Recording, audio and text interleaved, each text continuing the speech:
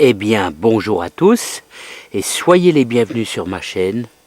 Et n'hésitez pas à vous abonner si ça vous intéresse, si ma chaîne vous intéresse. Eh bien, bonjour les amis, content de vous retrouver. Alors, n'oubliez pas que je vous avais fait découvrir la Stupice, pour ceux qui ne connaissaient pas. La Stupice, c'est cette tomate-là, un peu plus gros qu'un œuf de pigeon. Voilà, et je voulais vous faire découvrir ma deuxième sorte de tomate que j'ai mise dans la serre. Il s'agit de la Reef Red. Alors j'en ai pas encore mangé du tout. Je vais essayer de la décrocher avec le caméscope à la main, mais bon, c'est pas évident sans casser les autres tomates, sans faire de bêtises. Voilà.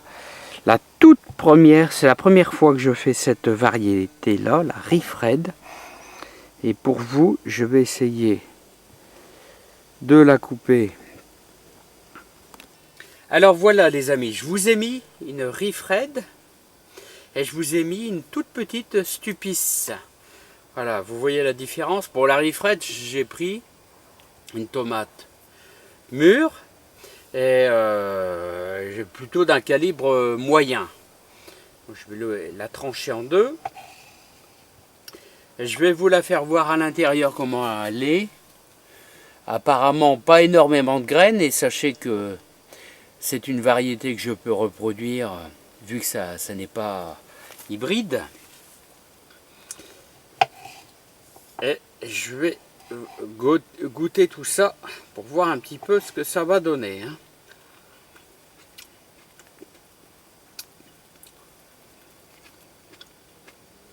Alors quel plaisir de manger une bonne tomate de jardin.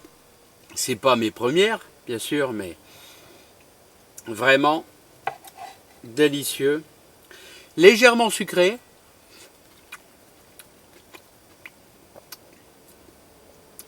La Stupice est quand même un petit peu plus, un peu moins sucré. La cœur de bœuf est quand même supérieure. La cœur de bœuf est un petit peu supérieure, je trouve quand même. La Stupice est une bonne tomate pour dire d'avoir des tomates de toute première heure. Mais quand même, les grosses tomates, là, cœur de bœuf, il n'y a pas photo. Je trouve que c'est un peu meilleur. Mais ne nous plaignons pas. C'est un délice de manger tous nos produits du jardin.